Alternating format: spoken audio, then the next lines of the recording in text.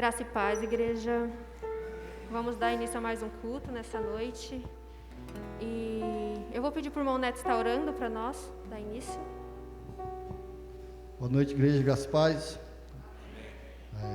Vamos orar.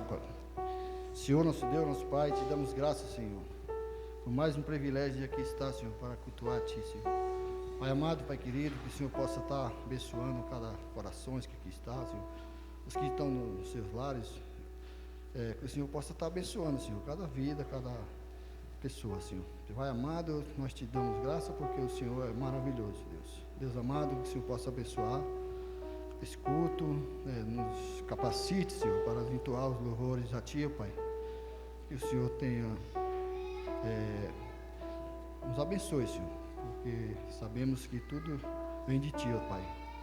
E é para a honra agora do Teu santo nome, Senhor. Por isso que estamos aqui para louvar, Te agradecer, ó Pai. Senhor, esteja com a palavra logo mais, Senhor, abençoando, para que traga conforto a nossos corações, Pai. Nos abençoe, ó Pai. Continue nos abençoando. Essa oração que eu faço, em nome de Jesus. Amém.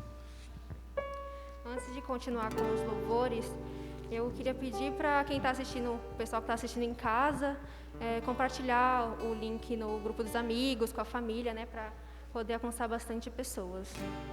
E vamos dar continuidade com os louvores. E o louvor que iremos cantar agora é Os que Confiam no Senhor. Os irmãos podem se colocar em pé.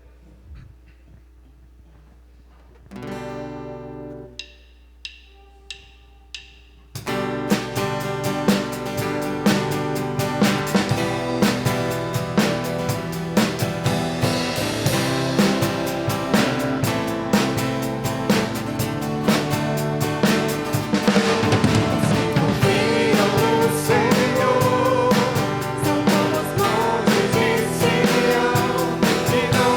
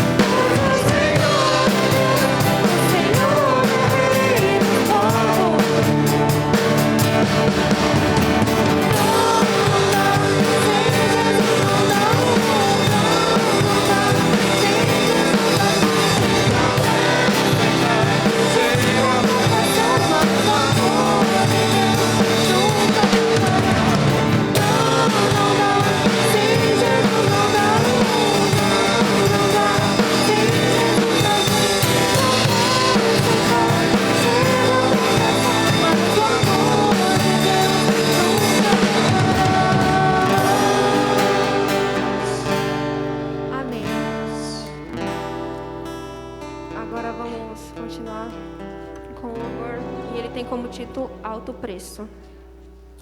E a gente sabe que foi pago um preço muito, muito alto por cada um de nós, né? E Jesus, ele derramou sua vida para pagar os nossos pecados. Era para nós estar no lugar dele, mas ele fez esse sacrifício por nós. E como hoje é ceia também, a gente vai cantar esse louvor.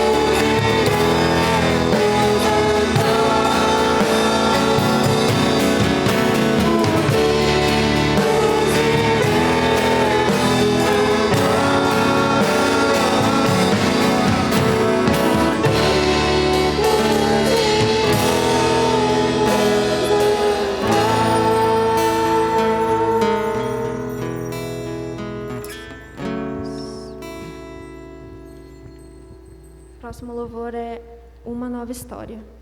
Essa música ela retrata um pouco daquilo que Abraão viveu quando ele saiu em busca aceitando as promessas que Deus fez na vida dele.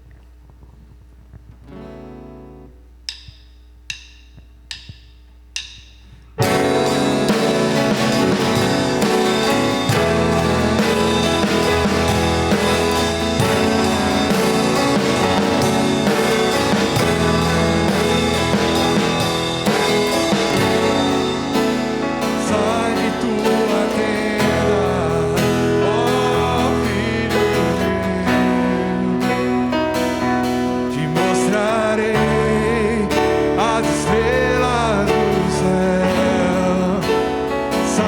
tua tenda, ó filho meu, te mostrarei a areia do mar. Será que podes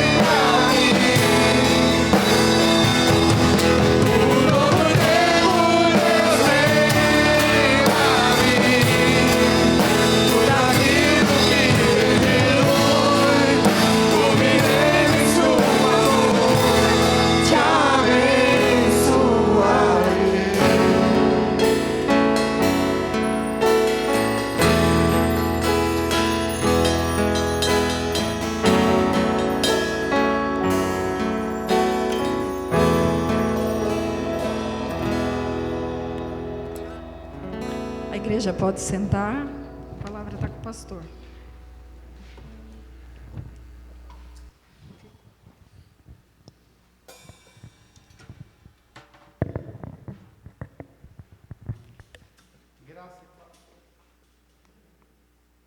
Graça e paz, igreja. Amém. É muito bom estar aqui louvando ao Senhor, juntamente com a igreja. É um privilégio maravilhoso estarmos em comunidade, em um tempo que requer distanciamento. Sabemos que estamos aqui em um número reduzido, muitos dos membros da nossa igreja estão assistindo esse culto nos seus lares, mas eu queria expressar aqui sempre a minha alegria de poder estar aqui louvando ao Senhor juntamente com os irmãos, amém? E nós vamos fazer agora, como é nosso costume, nós vamos falar os recados e também depois nós vamos fazer o nosso momento de oração. Hoje nós estamos gravando o nosso culto, porque nós tivemos um probleminha com a internet, então nós estamos gravando. E nós vamos disponibilizar logo após que finalizarmos, tá? Entre 7 e 7h30, o culto vai estar já lá disponível na nossa página do YouTube. Então, por isso a gente vai fazer um momento de pedidos um pouquinho diferente, mas de maneira geral nós vamos fazer aquilo que nós já estamos acostumados. Primeira coisa, vamos falar dos nossos trabalhos da semana. Essa semana, na quarta-feira, nós vamos ter culto. Como ainda tem toque de recolher às 9h da noite, então nós continuamos com culto exclusivamente pela internet às 8h da noite. Então você entra lá na nossa página lá do YouTube ou via Facebook e você pode estar acompanhando. Lembrando que nós temos lá pedidos de oração, você pode estar interagindo conosco nesse momento. Domingo, continuamos tendo a nossa Escola Bíblica Dominical às 9h e às 10h, de acordo com as idades dos alunos. E o nosso culto ainda continua a ser às 5h da tarde, tá? No domingo. Nós ainda não vamos mudar esse horário, porque é muito ruim, né? A gente um dia tem um culto de um horário, outro dia outro. Enquanto a gente tiver essas restrições, elas não forem levantadas pelo menos um pouquinho, abrir um pouquinho mais de espaço, nós vamos manter aí às 5h da tarde o nosso culto. Então, todos fiquem avisados a respeito aí dos nossos trabalhos. Outra coisa que gostaria de pedir para os irmãos é sobre as contribuições. Está aparecendo aí para vocês a forma de contribuição. Hoje, a maior parte da nossa contribuição vem via transferência. Gostaria de agradecer a todos vocês que têm contribuído. Que Deus abençoe a vida de cada um de vocês. Isso tem permitido que a gente faça várias coisas. Por exemplo, se você chegar aqui à frente da igreja, você já vai perceber que a fachada da igreja já está diferente. Os irmãos notaram isso? Né? Então, nós estamos fazendo essa reforma, também estamos reformando uma sala lá em cima, e em uns outros lugares. Lembrando que aqui o templo tem que ter reformas constantes. Isso aqui é um exemplo de uma coisa que nós utilizamos, o dinheiro dos irmãos. Temos outras despesas grandes que nós temos aí contratadas para esse ano, por isso nós pedimos ainda que continuem com a sua fidelidade, para que nós possamos fazer tudo e administrar a igreja da melhor maneira possível. E Deus louve a cada um de vocês, que Deus seja louvado pela vida de cada um de vocês, por conta da fidelidade de vocês. Esses aí são os nossos recados, e agora nós vamos passar para o nosso momento de pedidos, né? Pedidos de oração. Se você tem algum pedido, por favor, fale aí para a gente, né? Hoje não vai ser, como eu falei, vai ser um pouquinho diferente, né? Não vai dar para você colocar lá no YouTube, mas pode falar, Rosa, por favor.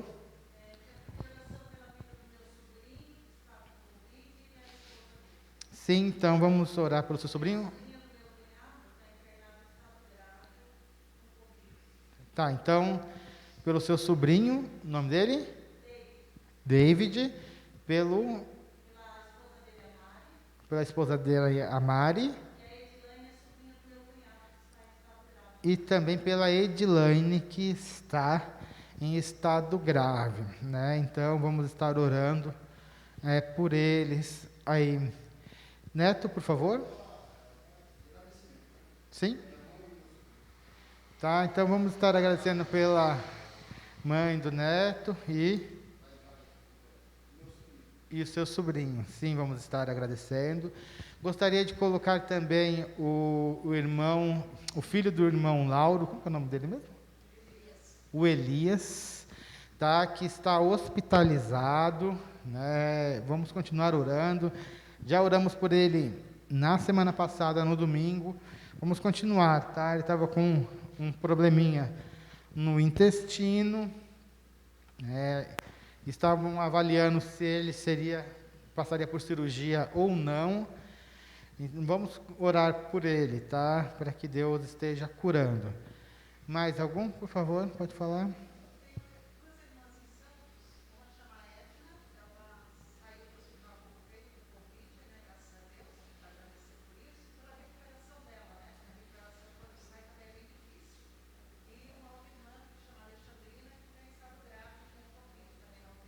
Tá, a Alexandrina, por conta que está com estado grave de Covid, e a Edna. Tá bom. Elas são irmãs da igreja ou suas irmãs? Tá. Tá, então são duas irmãs da igreja de Santos. Lembrando, né, que hoje eu li no jornal que também o R.R. Soares está internado, foi inclusive entubado, né? Então ele está lá em coma, né? Em coma induzido, entubado por conta da Covid. Vamos orar por ele, porque de qualquer maneira, às vezes eu tenho alguns pontos de discordância em relação à doutrina, em relação ao R.R. Soares, mas também não posso negar que na minha caminhada cristã, em um determinado momento, né, todo mundo aqui acabou sendo influenciado um pouco por ele, por conta do seu ministério aí televisivo. Vamos estar orando também pelo R.R. Soares, que não é velho, né? Ele tem apenas 73 anos e está ali mal por conta da Covid. Pode falar, Danilo?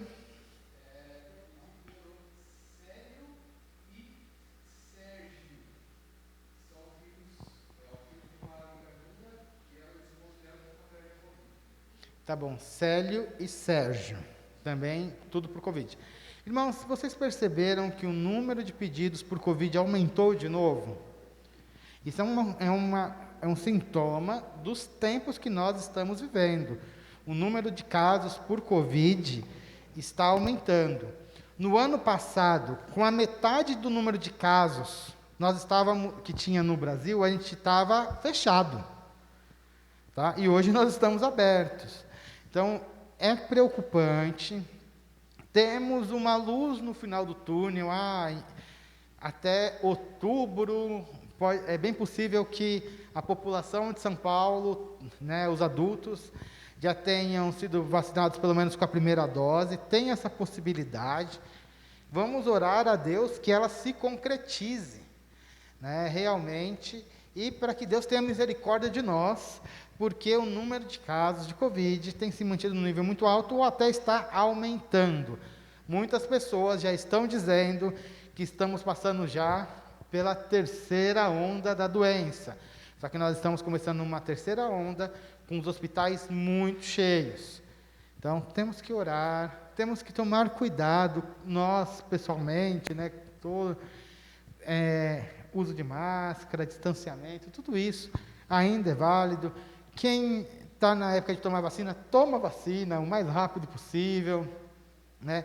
Isso aí também ajuda, né? Às vezes as pessoas têm um pouquinho de medo de vacina, às vezes acontece esse tipo de coisa. Não fique com medo, não. Tome, isso faz bem, né? Se a humanidade hoje tem 7 bilhões de pessoas no mundo, uma das coisas que fez isso acontecer foi as vacinas, né? Que a prevenção de doenças aí, a melhor forma de prevenir doenças. Faça isso é bastante importante. Mais algum pedido de oração? Se não tem, nós vamos orar. Não? Nessa oração também nós vamos colocar o nosso cartão-alvo de oração, aquelas pessoas que nós estamos orando todos os domingos, para que Deus esteja tocando na vida delas, para que elas sejam alcançadas pelo Senhor Jesus Cristo. Amém? Vamos nos colocar de pé, se você puder. Peço a gentileza de você se colocar de pé. E vamos orar. A Ivete vai estar orando. pastor Josias também estava pedindo oração, né, no grupo da igreja por um sobrinho dele que estava internado também com Covid. Nós vamos estar orando. Não sei se eu vou lembrar todos os nomes, mas Deus conhece todos. Santo e poderoso Deus, graças nós te damos, ó Pai, porque estamos aqui reunidos. Ainda temos, Senhor Deus, o privilégio de nos reunirmos, mesmo em pequeno grupo, Senhor, mas nos reunirmos para adorar a Ti, para orar, Senhor, para ouvir também, Senhor Deus, a Tua voz, a Tua mensagem aos nossos corações. E nós só temos a Te agradecer por isso. Te agradecemos, Senhor Deus, porque um dia o Senhor nos separou, nos tirou, Senhor Deus, do nosso pecado, fez com que a gente visse, Senhor Deus, um caminho reto, um caminho justo, e assim, Senhor Deus, tem nos guiado e feito com que a gente busque cada dia mais essa vida contigo, Senhor. Isso tudo é a ação do Teu Santo Espírito na nossa vida, e nós só temos a Te agradecer também, ó Pai. Queremos agora, Senhor Deus, agradecer a Ti por aquelas pessoas, como é o caso da mãe do irmão Neto e o sobrinho, que já estão melhores, já saíram do hospital, o irmão da Paula também, Senhor, que também já está melhor de saúde. Nós Te agradecemos, Senhor Deus, porque o Senhor tem cuidado dessas pessoas e de tantas outras que a gente não conhece, Senhor. Sabemos de muitos casos de pessoas que às vezes ficam até entubadas, se recuperam, e é a Tua mão sobre elas. Mas também, Senhor Deus, queremos clamar a Ti, por tantas pessoas que nesse momento sofrem nos hospitais com essa doença, Senhor.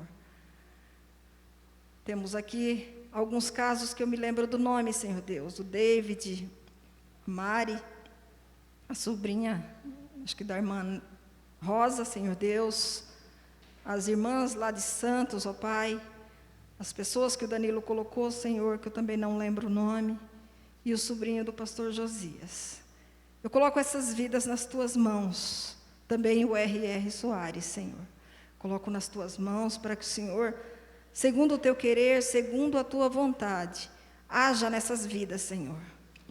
Coloco também a vida do Douglas, que foi falado hoje à tarde aqui, Senhor Deus. Já se recuperou do Covid e agora voltou ao hospital com mais uma outra ocasião, Senhor, outro acontecimento. E nós colocamos a vida dele nas Tuas mãos, para que o Senhor, se for da Tua vontade, o Senhor cure, Senhor Deus. E que o Senhor faça a Sua vontade, faça, Senhor, também com que essas pessoas que não Te conhecem, que estão no leito, Senhor Deus, que tenham a oportunidade de ter um encontro contigo, ó Pai. Colocamos nas Tuas mãos, Senhor. Neste momento, entregamos, Senhor, entregamos também a nossa igreja nas Tuas mãos, para que o Senhor nos livre, Senhor Deus, de todo o mal, Senhor. Faça, Senhor Deus, com que cada dia nós busquemos estar mais próximos de Ti, Senhor, porque é o que nós temos, Senhor, de mais seguro para nós, é estar contigo, ó Pai. Coloco a Tua igreja nas Tuas mãos. É no nome santo e poderoso de Jesus Cristo que eu oro, agradecendo por tudo. Amém. Perfeito. Podemos nos assentar, irmãos, e vamos orar. O tempo que nós estamos requer muita oração. É um período muito difícil, muito triste, né? Vivermos em meio a uma pandemia como essa. Olha só quantas pessoas sofrendo, quantas famílias. É realmente muito triste. Irmãos, agora nós vamos passar para a palavra do Senhor. Eu gostaria de orar mais uma vez, se vocês me permitirem. Pai, em nome do Senhor Jesus, nós queremos mais uma vez orar ao Senhor. O Senhor que tem nos dado uma nova história. O Senhor que tem transformado as nossas vidas, Pai. E nós louvamos ao Senhor por ser um Deus tão maravilhoso. Pedimos, Pai, que pelo poder da sua palavra, que nós sejamos alcançados por ela, tocados e transformados. Fale com cada um de nós, Senhor, de maneira especial. Queremos, Pai, ser transformados. Fale conosco, meu Deus, em nome do Senhor Jesus. Amém. Perfeito, meus amados. Então vamos agora continuar a falar um pouquinho. Ops. Deixa eu só arrumar aqui.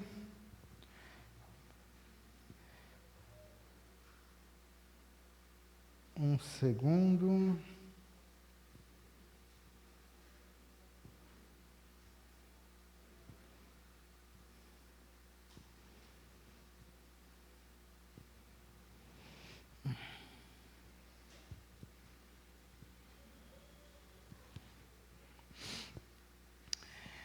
Meus amados, nós estamos na nossa série a respeito do livro de Gênesis. Gênesis, o livro das origens. E nós estamos chegando hoje na nossa 16ª mensagem nesse livro. E é sempre bom, assim, conseguir fazer uma série de mensagens sobre o livro, né? E é uma dica que eu dou para vocês, que é: leia depois que acabou a mensagem, a passagem novamente. Leia o livro inteiro, o livro de Gênesis. É um livro muito legal de ser lido. Anote os itens que nós estamos trabalhando aqui na mensagem, para que você possa realmente deixar que esse conhecimento seja sedimentado. E nós queremos realmente aprender de Deus. E o conhecimento de Deus não é somente um conhecimento intelectual, ele tem que mudar a sua vida. Preguei, inclusive, a respeito disso na quarta-feira passada. Né? Conhecer a Deus significa que você ande em justiça. E quem que te indica a justiça? Quem que te indica aquilo que é certo? A palavra de Deus. Então, deixe que ela mude. Trabalhe na sua vida para isso. Né? Não deixe a mensagem ficar somente no domingo, né? Eu acho que isso é uma coisa importante, né? Marque e trabalhe esses pontos. E vamos hoje entrar, né, no profundo da alma humana. E também nós vamos compreender um pouco da grandeza de Deus através daquilo que está escrito lá em Gênesis, capítulo 15, do verso 1 até o 6. E nosso foco vai ser justamente nesse trecho, apenas nesses 6 versículos. Gênesis 15, de 1 a 6. Você pode já deixar a sua Bíblia aí aberta, nós vamos acompanhá-los. Mas antes de partir para essa leitura bíblica, eu gostaria de contar a vocês uma pequena história a respeito de tristeza, de como que as pessoas se relacionam com a tristeza. Diz assim essa história: conta-se como verídica a história de um homem que vai ao médico e lhe diz que está deprimido. Queixa-se do seu sofrimento intermitente. Diz que a vida lhe parece dura e cruel, que se sente completamente só num mundo ameaçador e que não tem esperança, pois tudo lhe é vago e incerto. O médico prontamente lhe prescreve a solução. O tratamento é simples. Homem, muito simples. Você só precisa se alegrar, proporcionar a si mesmo momentos simples de felicidade, passear, sair com os amigos, ler um bom livro ou assistir uma peça teatral, uma comédia de preferência. Coisas assim, entende? Preste atenção. Eu vi num cartaz hoje de manhã, vindo aqui para o consultório, que o grande palhaço Pagliatti está na cidade. Vá assistir ao espetáculo dele.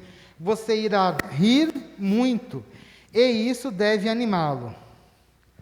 O homem se desfez em lágrimas e disse: Mas, doutor, eu sou o Pagliatti. Essa história mostra um pouco o que as pessoas acabam passando hoje, nesse tempo de internet. Solução fácil para tudo. Você está triste, você está passando por problemas, você tem uma visão de que tudo está muito complicado, e pessoas te dão soluções muito simples, né, para aquilo que está acontecendo. Aí você lê na internet, tem um monte de especialista que não sabe nada, né? Coisa muito complicada. As tristezas, medos, angústias e apreensões são muito comuns nas nossas vidas. Quem nunca achou ameaçador o futuro e olhou desesperançado a respeito do porvir? Quem nunca? Principalmente no tempo que a gente está vivendo, né? A gente está vivendo num momento que a gente tem muita incerteza do que está acontecendo. Situação semelhante aconteceu com Abrão, e é descrita no capítulo 15 de Gênesis. Mas vamos nos surpreender hoje com aquilo que Deus vai realizar na vida do pai da fé. Para entendermos, eu gostaria que você abrisse a sua Bíblia, lá em Gênesis 15, verso 1, se você ainda não abriu, né, Gênesis 15, 1.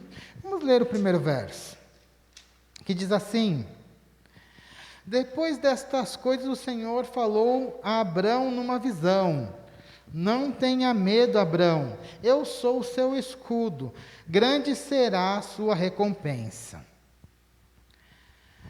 Abrão, nesse momento, ele já tinha vencido uma grande batalha com o seu exército, que era um pequeno exército, que ele tinha formado com os servos da sua casa, com as pessoas que moravam no seu lar, cerca de 300 e poucas pessoas, mais o contingente de pessoas, de 3 aliados que ele tinha, 3 aliados cananeus. Eles formaram um exército e ganharam uma batalha. E nessa batalha, eles Abraão resgatou seu sobrinho Ló e as pessoas que estavam cativas, além de tudo o resto que aqueles outros reis tinham levado, né? O rei de Elão e os seus aliados estavam levando com eles. Quando Abraão está voltando, ele encontra com o rei de Sodoma, né, de quem ele não quis receber nenhum despojo de guerra. Ele fala assim: rei de Sodoma, pega tudo que é seu, eu não quero nada que seja seu, nem servo, nem riquezas. E também ele encontra com Melquisedeque, né, e ali, no caso de Melquisedeque, ele adora o Senhor, entendendo que o Deus que Melquisedeque adorava, o Deus Altíssimo, era o mesmo Jeová que ele adorava. Então, ele adora ao Senhor. Depois disso, a Bíblia dá a entender que Abraão ficou apreensivo. Talvez ele estivesse com medo. Possivelmente ele estava com medo de uma retaliação do rei de Elão, porque ele venceu a batalha, agora o rei poderia ir e voltar-se contra ele. Talvez ele estivesse com esse receio.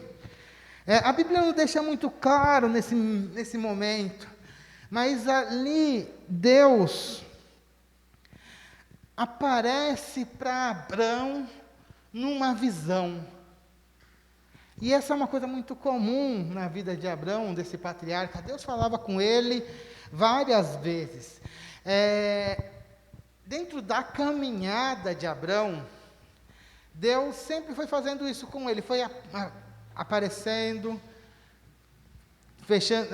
mostrando alianças, dando desafios. Isso fazia com que Abrão pudesse crescer. E aí se inicia um diálogo. Primeiro Deus diz para Abrão não temer. E ele diz que para ele não temer, porque ele próprio, o próprio Deus, seria o seu escudo. Como vocês sabem, o escudo é um equipamento militar que serve para quê? Para te proteger, tanto das flechas, quanto das facadas, né, das espadadas, quanto das pedradas que poderiam vir do seu inimigo. Então Deus dá um exemplo para ele, bem palpável, do que Deus faria com ele. Então, independente do que acontecesse, do que viesse contra ele, Deus estaria protegendo Abrão. Né? Deus estaria protegendo Abrão de todos os seus medos. Outra coisa que Deus ressalta é a questão da recompensa. Como eu já disse, Abrão abriu mão da sua recompensa e devolveu tudo para o rei de Sodoma. Mas Deus fala para ele: olha, Abrão, você não ficará de mãos vazias. Você abriu mão da sua recompensa, mas a sua recompensa será muito, muito grande. Mas o que nós vamos perceber é que a recompensa que Abrão queria não era de ordem financeira. O que preocupava Abrão não eram as contas do final do mês, né, se ele tivesse conta, né? Pois ele já era um homem muito rico. Ele tinha servos e servas, tinha dezenas, centenas, né, talvez até milhares de cabeças de gado de pequeno porte, né, que ele tinha lá, ovelhas, bodes, né, camelos, ele tinha muito, ele já tinha tudo isso. E aí, nesse momento, vamos só descrever aqui a situação. Abrão está de madrugada, acordado, Deus aparece em visão. Ele estava dentro da sua tenda, tá? Esse aqui é o cenário. Deus aparece, fala com ele, e Abrão agora ele vai responder ao Senhor. Está lá no verso 2. Mas Abrão perguntou: ó soberano Senhor, que me darás se continuo sem filhos, e o herdeiro do que possuo é Eliezer de Damasco? E acrescentou: tu não me deste filho algum, um servo da minha casa será o meu herdeiro. O questionamento de Abrão mostrava que a sua verdadeira angústia, mostrava a sua verdadeira angústia e o seu verdadeiro medo. Não era de ordem financeira. Ele fala ali ele começa ali falando: Deus, mas o que o Senhor vai me dar de recompensa? Dinheiro eu já tenho. O problema não é esse, é de outra ordem. O que mais pesava no coração de Abrão naquele momento é que ele não tinha filhos, ele não tinha herdeiros, ele já era um homem de mais de 90 anos a essa altura, ou aproximadamente 90 anos, não tinha filhos. E ali, de acordo com o costume da época, o servo que era mais fiel seria o seu descendente, o seu herdeiro, perdão. O servo, e ele fala exatamente desse servo, Eliezer de Damasco, Eliezer o Damasceno. Eu vou falar uma coisinha aqui a respeito do texto. O texto, no hebraico, ele tem um joguinho de palavras, tá? Que é assim: a palavra herdeiro é Meshec, e a palavra Damasceno é Demezec. São palavras muito parecidas, Meshec e Demezec, né? Tem a mesma formação. Então ele faz um joguinho de palavras. Eu não tenho herdeiro, mas eu tenho um Damasceno, né? Eu não tenho um herdeiro Meshec, mas eu tenho um Damasceno, um Meshec. Demezeque. Ele faz esse joguinho de palavras ali para Deus, né? Mas no final ele fala assim, ó, eu não tenho aquilo que eu preciso, eu tenho algo bem parecido, mas não é aquilo que realmente eu desejo. E Eliezer, seu servo mais fiel, ele receberia. E aí nós vamos ver a frustração de Abrão. Ele não tinha filhos naturais. Ele não tinha herdeiros. Naquela época, hoje, talvez a gente pense um pouquinho diferente.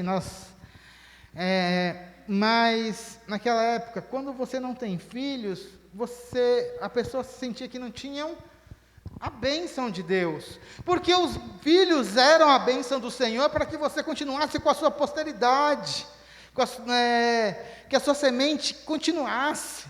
E nesse sentido, Abrão se sentia totalmente esquecido por Deus nesse aspecto, porque em todos os outros Deus estava cuidando dele, mas nesse aspecto ele não tinha filhos. É um fato. Meus amados, ter medos e aflições faz parte da vida dos seres humanos. Quem nunca se sentiu triste e sem perspectiva em relação a algo? Quem nunca? Mesmo que no passado você tenha tido vitórias, mas quando você olha para o futuro, às vezes você não tem uma perspectiva, e isso traz muita apreensão. Naquela situação específica, apesar de todas as vitórias, apesar de toda a riqueza, Abrão estava preso em pensamentos e angústias, porque aquilo que ele mais desejava, ele ainda não tinha conseguido. Essa questão de angústias humanas é bem interessante, né? Porque nós estamos em um tempo, né? Sempre quando eu olho aqui para a nossa sociedade, eu vejo muitas pessoas ricas, que às vezes, apesar de serem ricas, vivem, por exemplo, em consultórios de psicanalistas. Falei certo, Danilo? Porque ainda tem muitas angústias internas. Não estou falando que sentir angústia seja um problema. Todos nós sentimos. O que temos percebido é que muitas vezes elas se tornam patológicas, doenças de fato. E daí havermos tantas e tantas pessoas sofrendo de depressão, sabendo que depressão não é só uma questão psicológica, mas também uma questão física, né? Também temos essa noção. Mas é impressionante, né, a gente notar essa questão da depressão. E a depressão, ela acontece com todas as pessoas, né? Porque às vezes a gente acha, não, os cristãos não têm depressão. Mentira. Tem um monte de cristão com depressão, vários cristãos com tristezas, já que chegam a ser meio que patológicas. Não vou me adentrar muito no assunto, porque, para não falar besteira, né, quando for falar nesse sentido mais voltado à psicologia, deixa o Danilo falar, que ele que está estudando isso. Eu não estudei, não sou psicólogo, nem pretendo ser, mas ainda assim, como pastor, eu lido com as dores das pessoas, sejam dores reais ou dores psicológicas, porque como pastor, né, a gente sempre está ali junto com as pessoas, muitas vezes em momentos muito, muito complicados, muito difíceis, e a gente vê como as pessoas vão lidando com isso, como algumas conseguem superar e outras não. E às vezes você olha pessoas com problemas, às vezes que são muito pequenos, mas elas encaram esse problema como fossem problemas muito, muito sérios. E essa é uma característica que nós temos que lidar. Como pastor, lido com isso. E a angústia, ela está presente. Até porque nós não estamos no céu. Nosso céu está lá no futuro, né? O lugar que nós vamos passar a eternidade, ali tem todas as bênçãos. Aqui na terra, ainda passaremos por sofrimento. Mas parece que nós, como cristãos, ainda não temos essa noção total. Mas nós temos que ter claro o seguinte, que doenças nós teremos, passaremos por mortes de pessoas que nós amamos, e a gente tem que saber lidar com essas dores que acontecem, com essas situações. Não é simples de lidar, mas nós temos que entender e lidar com elas da melhor maneira possível. No caso de Abrão, a dor dele não estava relacionada aos bens que ele tinha, não estava relacionada àquilo que ele... as conquistas pessoais que ele tinha, porque ele tinha acabado de vencer uma grande batalha. A angústia dele estava naquilo que ele não tinha.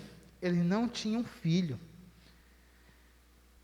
E a sua esperança de deixar a sua descendência, para ele, com mais de 90 anos, estava praticamente acabada. Era a visão que ele tinha naquele momento.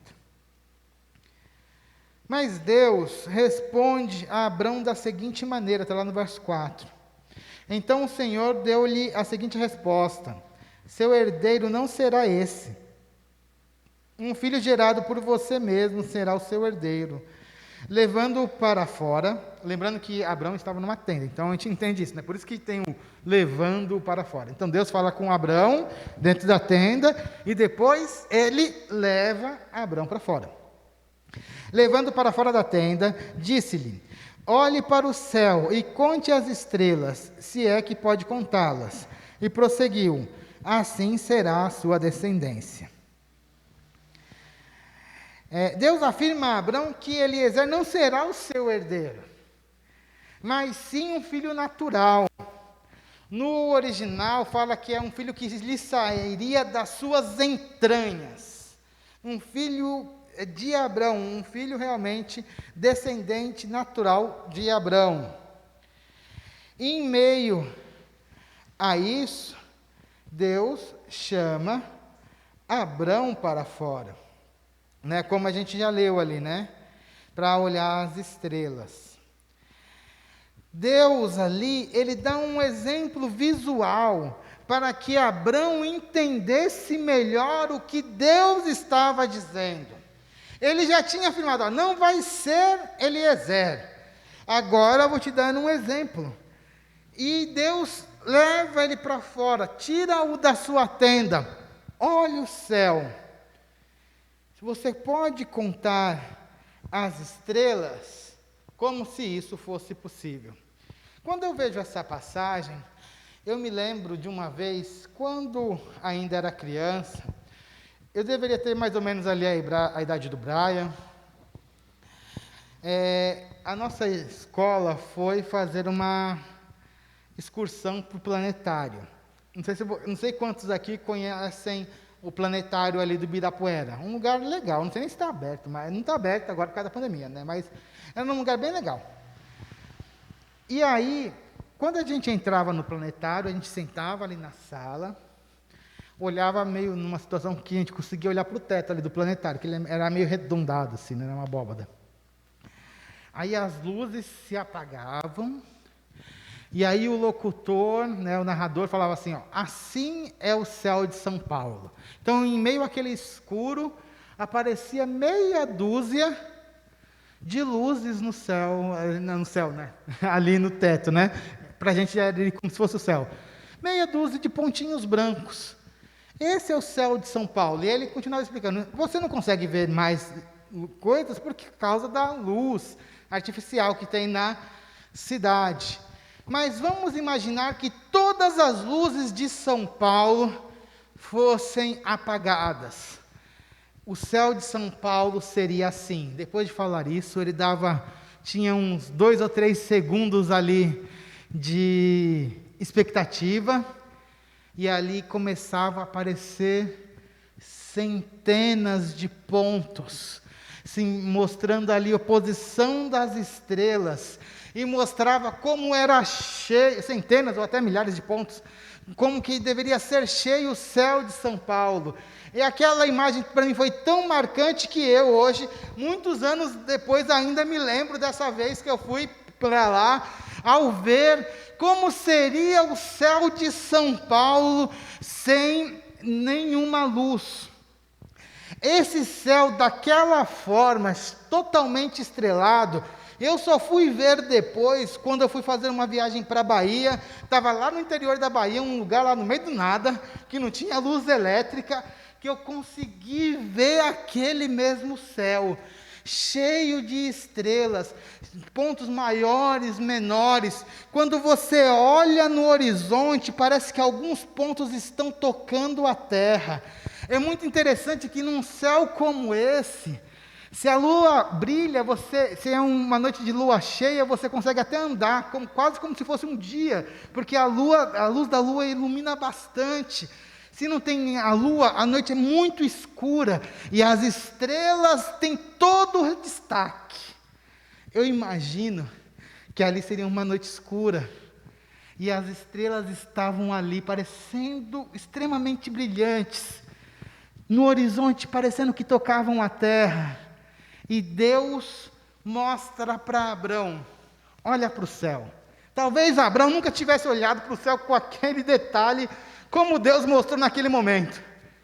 Olha para o céu. Está vendo o número de estrelas? Você consegue contá-las? Você consegue realmente ver quantas tem no céu?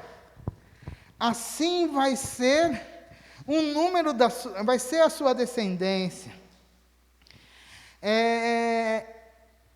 Esse momento fez com que Abraão visse a imensidão e também o poder de Deus. Uma coisa que a gente tem que entender, está lá, deixa eu só pegar aqui o texto.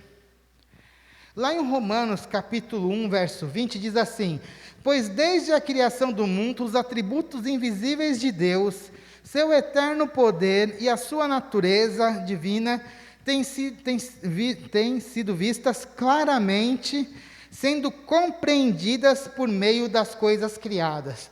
Eu creio que ali, na hora que ele olhou para o céu, Abraão compreendeu o poder de Deus, a grandeza, os seus atributos, a partir daquela cena, ao contemplar a grandeza de tudo que Deus estava mostrando a ele naquele momento. Numa situação dessa, nós imediatamente temos a noção de como nós somos pequenos, insignificantes. Aquela imagem realmente foi muito impactante para Abraão. Meus amados, nós como seres humanos, limitados como somos, às vezes nós precisamos de alguns auxílios visuais para entendermos mais claramente a mensagem do Senhor. A igreja cristã, por exemplo, sempre usou de recursos, de imagens, símbolos, para explicar a fé. O problema é que muitas vezes as pessoas acabam utilizando aquelas imagens e símbolos que deveriam apontar para um caráter da fé, elas acabam adorando aquela imagem. Vou dar um exemplo muito claro, né? Lembra aquela serpente de bronze que Moisés criou no deserto? Depois de alguns anos, já na monarquia lá em Israel, aquilo se tornou alvo de adoração.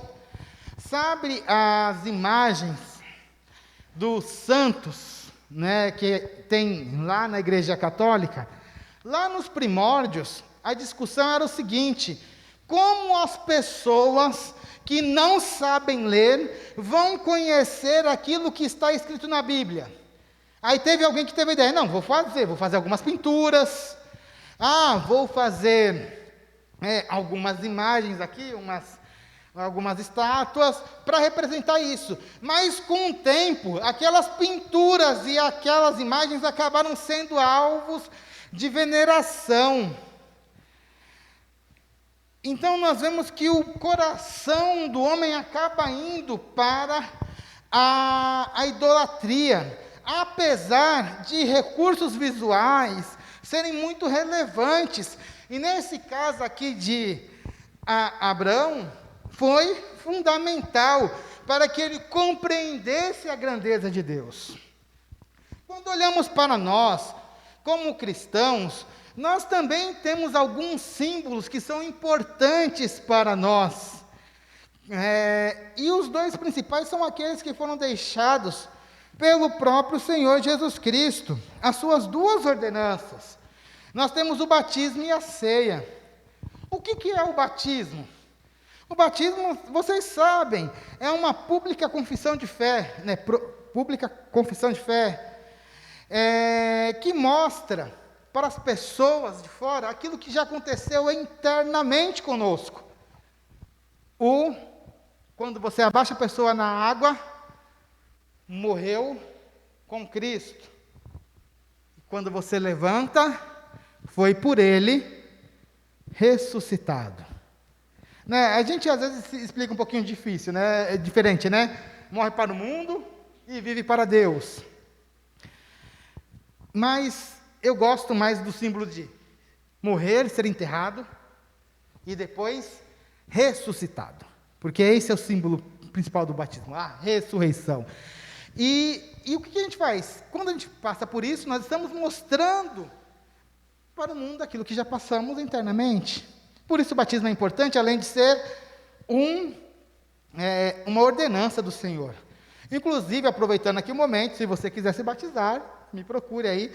A gente estava organizando uma sala de batismo, paramos um pouquinho aí por conta da pandemia, quero voltar a fazer isso. Se você quiser, entre em contato comigo, quero fechar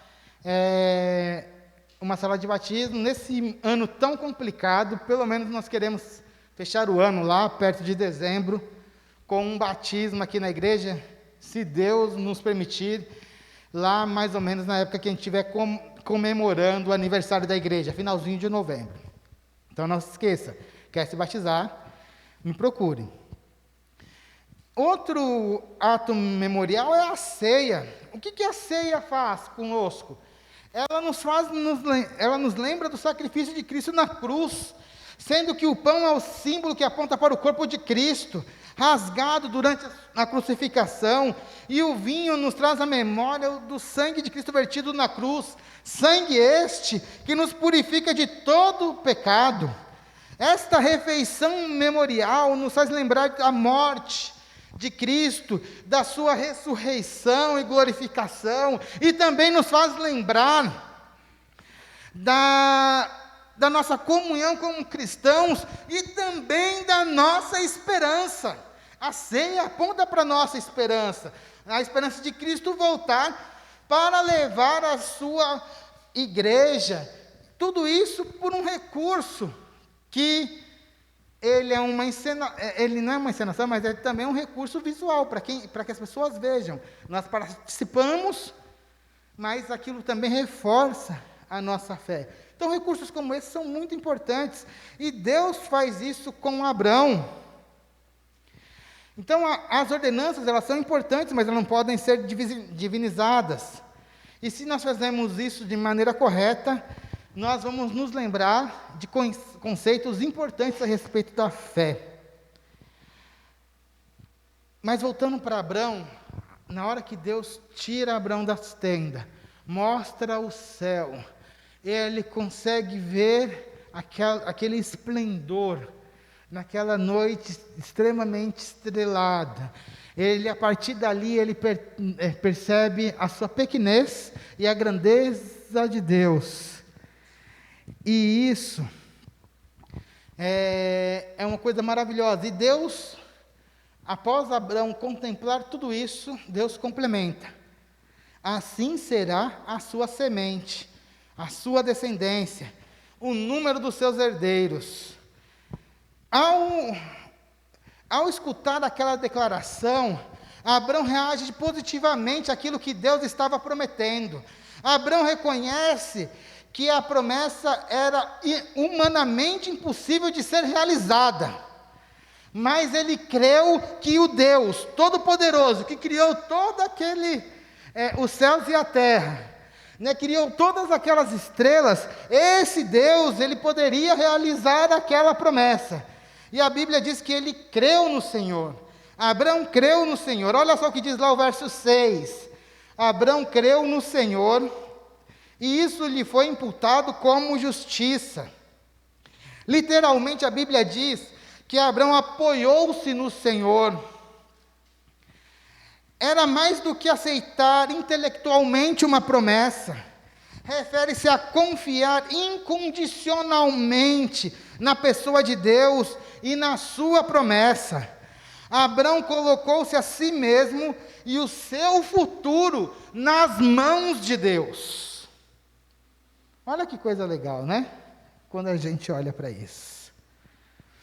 Este versículo, Gênesis 15, 6, é um dos versículos mais significativos da Bíblia. Em face da fé que Abraão possuía, Deus o aceitou como se fosse um homem justo. Esta é a primeira indicação da doutrina da justificação pela fé. Esta é uma doutrina, meus amados, que é fundamental para nós que somos cristãos. A justificação pela fé. Nós não somos aceitos por Deus pelos nossos atos de bondade, nem pela nossa beleza, ou por outro qualquer atributo bom que nós possamos ter. Mas nós somos aceitos por Deus por um ato misericordioso de Deus. Olha o que diz lá Efésios capítulo 2, verso 8. Efésios 2, 8. Pois vocês são salvos pela graça por meio da fé. E isto não vem de vocês, é dom de Deus. Efésios 2, 8. As obras da lei não são eficazes. Você pode até achar, não, posso fazer várias coisas para Deus. Não, mas isso não é eficaz. Somente a fé é necessária para a justificação. Somente a fé. Olha o que diz lá Romanos 3, 28. Romanos 3, 28 diz assim: concluímos, pois, que o homem é justificado pela fé, sem as obras da lei. Paulo deixa claro que não foram as obras, mas a fé que justificou Abraão. Isso não quer dizer que Abraão não tinha obras, porque ele tinha muitas. Ele foi chamado por Deus, ele saiu da sua cidade por um chamado de Deus. Deus falava com ele constantemente. Abraão tinha obras para apresentar, mas ele não foi salvo por essas obras. Ele foi salvo somente pela fé. Romanos 4,13 diz assim: não foi mediante a lei que Abraão e a sua descendência receberam a promessa de que ele seria o herdeiro do mundo, mas mediante a justiça que vem da fé. Não foi mediante a lei que Abraão e a sua descendência receberam a promessa, mas mediante a justiça que vem da fé. Abraão foi justificado pela fé. O que é a justificação pela fé? Ela é um ato pelo qual Deus declara justo aquele que crê em Cristo. Agora eu já estou trazendo para a gente, só para a gente entender melhor, tá? Deus declara justo aquele que crê em Cristo. A justificação é um ato livre da graça de Deus, pelo qual Ele perdoa todos os nossos pecados e nos aceita como justo aos seus olhos. Somente pela justiça de Cristo, a nós imputada e recebida pela fé. Em outras palavras, nós cremos em Deus e Ele nos justifica. Nós que somos pecadores, miseráveis, né? Vários adjetivos depreciativos, mas é Deus que nos justifica. Se hoje nós temos a esperança de passar a eternidade com Deus, é por conta de um ato misericordioso do próprio Deus. É Ele que nos justifica.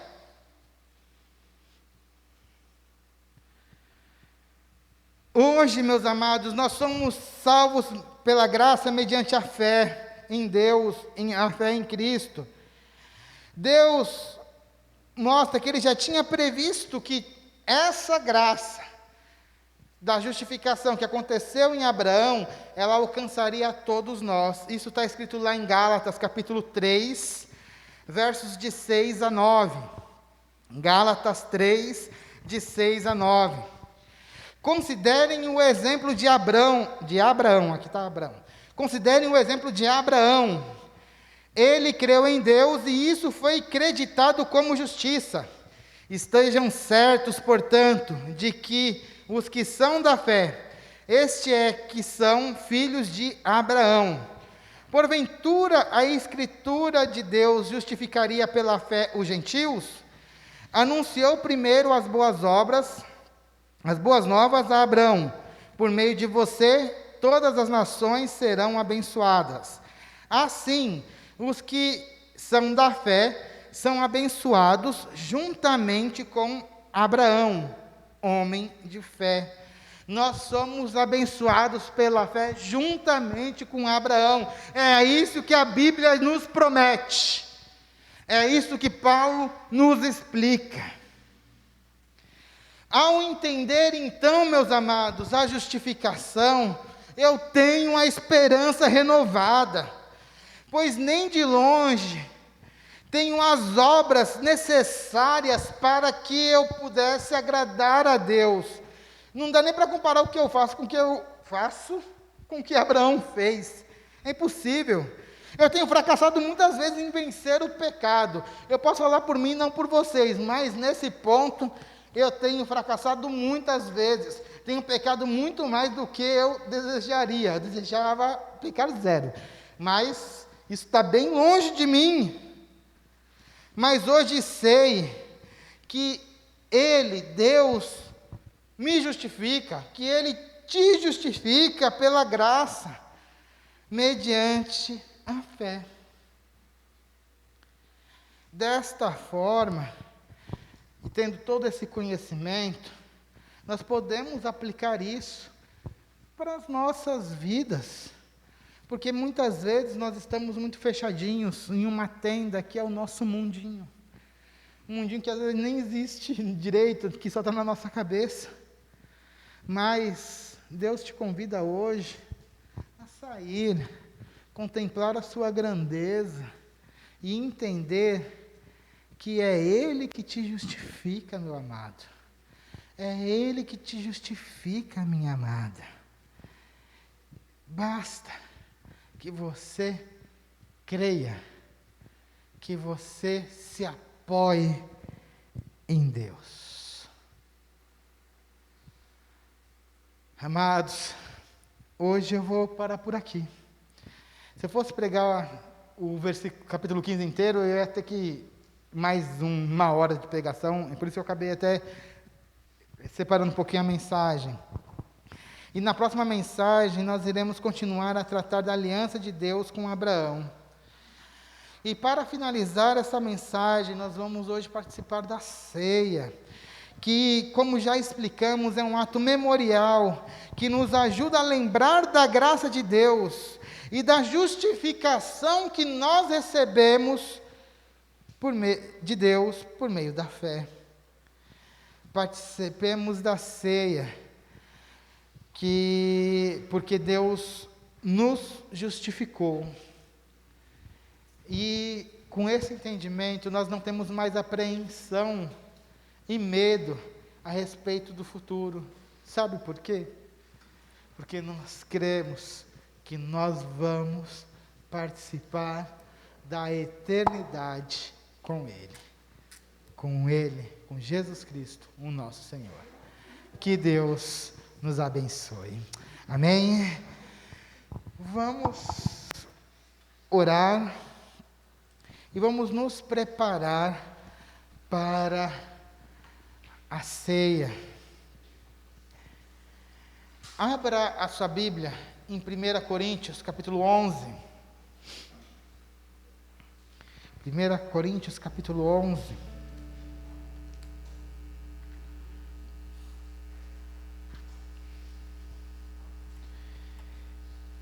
Eu queria que você abrisse lá no verso de número 23. Já deixa aí aberto.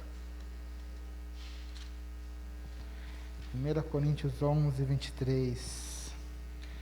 Antes de começarmos a ceia, eu gostaria de verificar, todos vocês pegaram a ceia? Você que está participando em casa, vai lá, pause o vídeo, pegue lá pão e vinho, para que você possa também participar da ceia conosco. Diz assim a palavra do Senhor lá no verso 23. Pois recebi do Senhor o que também entreguei a vocês, que o Senhor Jesus, na noite em que foi traído, tomou o pão e, tendo dado graças, partiu e disse: isto é o meu corpo que é dado em favor de vocês. Façam isto em memória de mim.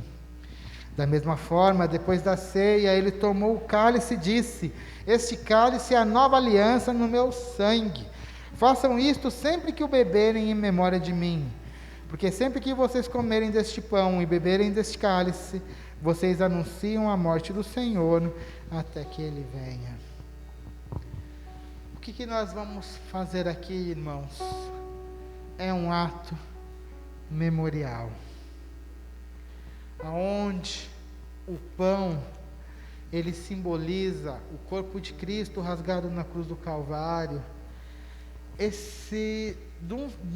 de um sacrifício que nos trouxe a salvação.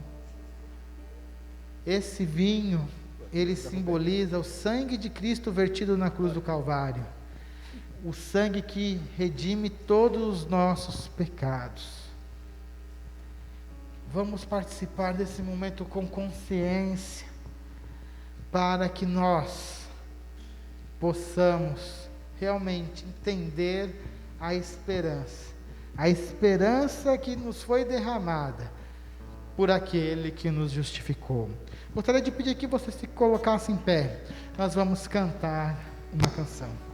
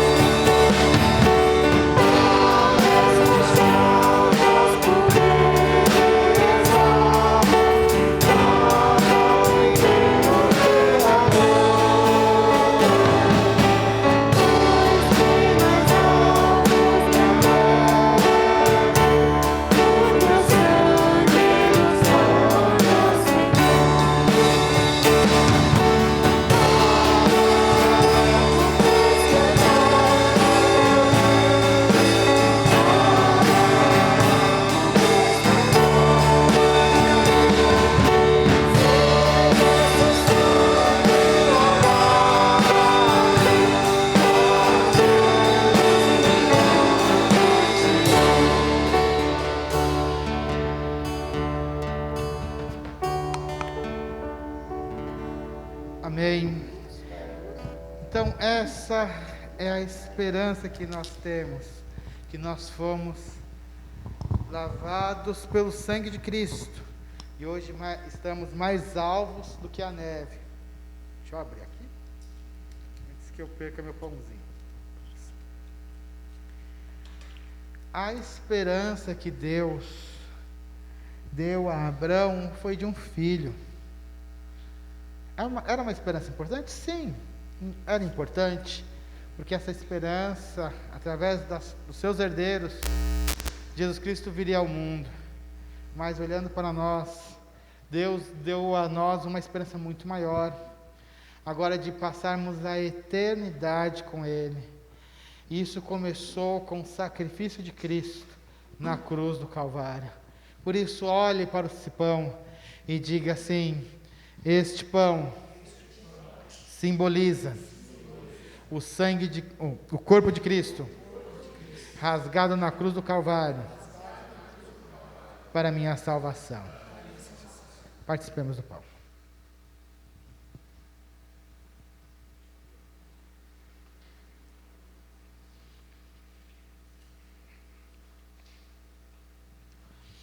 Uma coisa maravilhosa que nós temos que lembrar é que hoje ainda nós pecamos, desagradamos a Deus, mas o sangue de Jesus Cristo nos purifica de todo pecado. E isso nós lembramos através desse vinho. Olhe para esse vinho e diga assim: este vinho simboliza o sangue de Cristo vertido na cruz do Calvário para a remissão dos meus pecados. Participemos do vinho.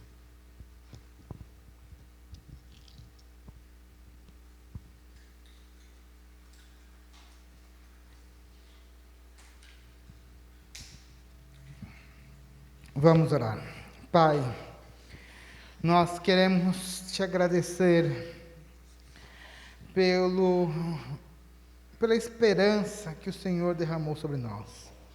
Mas antes disso, o Senhor nos justificou.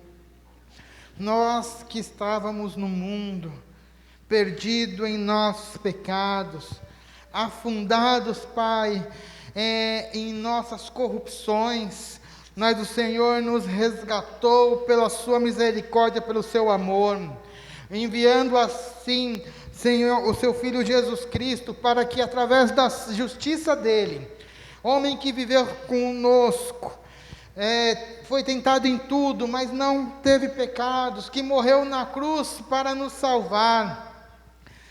Através desse sacrifício nós pudéssemos assim alcançar a salvação, crendo que Jesus Cristo é o verdadeiro Deus e a vida eterna, crendo que Jesus Cristo morreu, mas ressuscitou ao terceiro dia, crendo que Jesus Cristo está hoje à direita de Deus Pai, crendo que Jesus Cristo um dia voltará para buscar a sua igreja, e através dessa fé, o Senhor nos justifica pela sua misericórdia.